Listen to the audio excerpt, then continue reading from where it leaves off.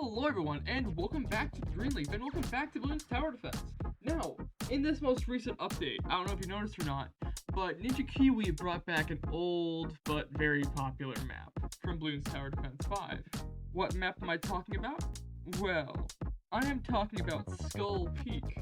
That's right, it is now called Skull Tweaks though. Anyways, so today, what we're going to do is we are going to gold border Skull Tweaks. In one go. Well, not one go. To be honest with you guys, I recorded this whole video, over 5 hours of footage, only to discover that my mic didn't pick up a single thing. This video is kind of torture to make, especially with two challenges in particular in hard mode. So we'll get to that when we get to that. Anyways, without further ado, let's go over the easy mode difficulties. I decided to beat basic easy mode with a Buccaneer and my free Dart Monkey, just because I wanted to get through this one as quickly as possible, because the other levels later on were going to be a lot more difficult. So overall, there was nothing crazy here, no really hiccups. I did decide to try out the Cryo Cannon for the Ice Tower though, which, hey, it's not bad, it's got decent piercing. But honestly, I don't think it's a tower I would really use very much. But yeah, outside of that, nothing really exciting with this one. Next was the primary only challenge. This one wasn't difficult by any means. I pretty much just followed the same strategy. Started off with the Dart Monkey, then went back to the Cryo Cannons, and threw in Benjamin for an extra cash, and the ability to just be safe. I am kind of liking the Cryo Cannon, but at the same time, I don't know if I'd ever use it, like, regularly, just because, I don't know, it just to be limited in its usefulness past a certain round. For deflation mode, what I did is I used the Hydra rocket pods upgrade as well as the UltraStorm, and you're gonna notice that's a pretty common theme in this video. I really like using that tower. And on top of that, I also used the Phoenix Wizard upgrade. I just threw down a Dart Monkey and Sniper to make sure I got the most amount of the money we were available. Didn't really have any issues. As you can see, it cleared pretty fast. With easy mode out of the way, I quickly made my way over to medium difficulty, where we immediately got started into basic mode, and I decided to go with the UltraStorm once again, as you can see, and I also got myself a Crossbow Master, Benjamin down, and another Sharpshooter. This was more than enough. I was able to clear the level in like 12 minutes. Didn't take any time at all. That continues into the reverse mode, where I put down the same towers again, and just switched up the spacing a little bit. Again, overall, it took me the same amount of time, no issues. I was still naively thinking that this was going to be a really easy video at this point, because I was flying through this so fast. Oh my hubris, I was bound to fly into the sun at some point. At this point, I feel the need to mention that I think that military difficulty, the military challenge, is by far the easiest challenge in the entire game. Like, honestly, by the end of this, I had, like, 7 merchantmen, I see my mic, UltraStorm, an Apache helicopter, Benjamin. I was flying through this challenge, and even with 60 rounds, it was taking me just as long as the easy matches. It was kind of crazy, to be honest. Yeah, overall, this one has also no issues. I know I'm saying that a lot, but I'm really wanting to nail in the fact that it got bad. Oh, the PTSD. Once again, Apocalypse was no issue, really. I followed the exact same pattern. You can kind of tell the more this video goes on which towers I prefer to use, which ones I don't. And you're going to see very quickly what my #1 favorite tower is. And you know what? Comment down below. What is my favorite tower? Please, what do you think it is? I would love to hear. But anyways, yeah, overall, no issues here. Same as always. I did get a Monkey Pirate just to be safe, but that turns out I really didn't. So, end of the day, I was focusing on money generation, which is why I went Merchantman again. The Hot Shot and Grape Shot, along with the Crow's Nest, is a really good combo, just handle like every balloon type, so that made things infinitely easy. The kid gloves are now off, we're now in hard mode, and I had no idea what was in store for me. We actually did really well the first 2 challenges. So this one, for example, Favorite Trades, baby! The UltraStorm, got a Bunjutsu Monkey, Crossbow Master. We were doing good. We're doing good. There's no way we could fail. We're the top of the world. Yes, this was our first failure. And it was the first of... We did get the second try, thankfully. And overall, this is, again, not the worst in the world, but it's gonna get worse. During the Magic Monkey Only challenge, I had a thought to try some new ways to make some money. I've never really played around with the Alchemist that much, but it has an ability that you probably know of, where it can turn leads and even normal balloons into gold, basically increasing my cash flow as I pop the balloons. So this is my first attempt at this, and it actually went really well. I also decided to combine it with the Bounty of the Forest ability from the Dryad, and overall we started making good money, really good money. And yes, I'm definitely going to be using this in the future. It's actually pretty sweet. Imagine getting I didn't get the Master Alchemist here, but imagine getting that. Oh, you're going far. Probably make it to round 100 easily. As we're barring any ridiculous challenges, that is. Alternate rounds was much the same way. I decided to really lean into making money here. So as you can see, I had Merchantmen, I put down Alchemist, I got Forest Bounty. I went out of my way to make sure I made a lot of money. And that was all for the sole purpose of just upping my DPS as much as possible at the end. Say I got a Phoenix with a Wizard, I got a Grandmaster Ninja, I got a Monkey Village to increase my income even further. I was really going all in. I was living the pure capitalist dream, my man. And it paid off. No pun intended. Also, during that last challenge, I got another monkey point, so that's going straight into Strike Down the False, as promised. Thank you, my friend Centennials, for your comment. Double HP Moabs, I opted to instead go for the Monkey Pirate and Pirate Lord upgrades, just because I figured that would be a lot easier than trying to whittle down double HP anything. That's UMG with double the health, it's like 8,000 health right there, and I just didn't want to take that risk, so instead, I decided to go with the Pirate Lord, which can just yank it out of the sky in one go. Just infinitely easier, you know? Aside from that, I also caved and got banana farms and a super monkey. I know I never used monkeys, but after the last video, I just felt like it, so... Although, oddly enough, I didn't even get a sun avatar, I went with a freaking robo monkey instead, so do with that information what you will.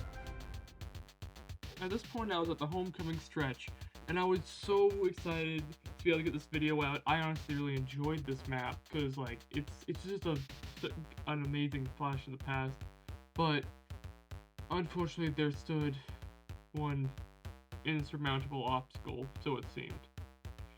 And that would be half cash. I am not exaggerating when I say that this challenge is the bane of my existence. Oh my gosh, how many times did I die? I died so many times. Heck, I think I cut out most of the footage from this. Go here, let's take a look. Let's roll through all the deaths. Let's go ahead and do that real quick.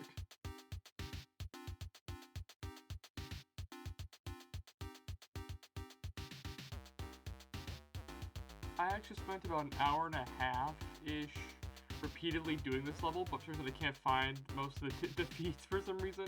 So I enjoyed just those 4, but I failed at least 20 times, not 20 times I'm saying. I redid it like 3 times. I may or may not have used cash once or twice, like monkey money, but yeah, finally won. But at this point I was so burned out, I had to take a bit of a break. Here's some footage of that.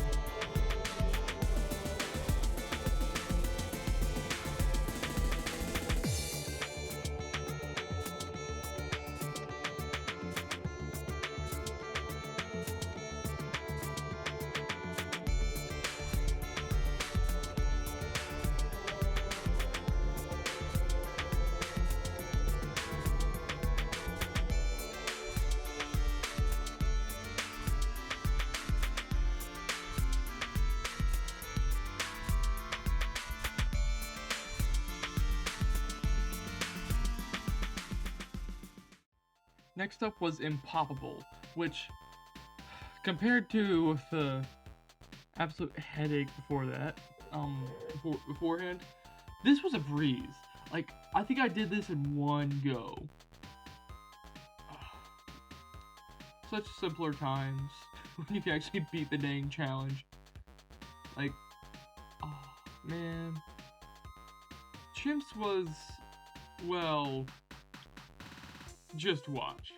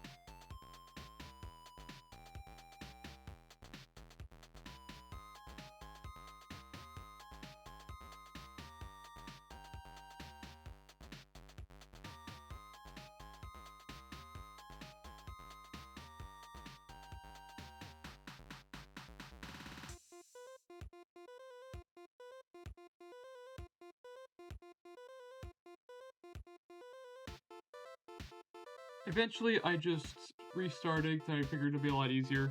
And honestly, I'm actually really proud of this run. You know what? I won't say anything. Just watch. I have it sped up for you.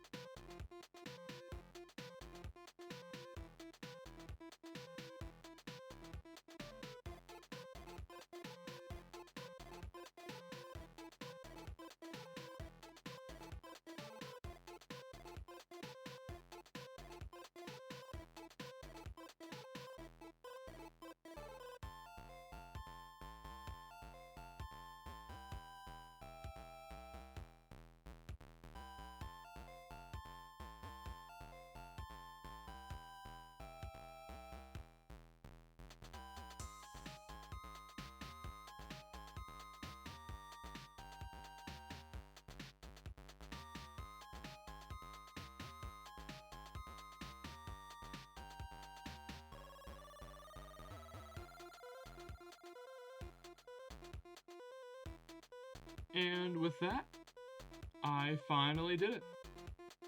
I finally got the gold border. Thank the Lord. Oh my gosh.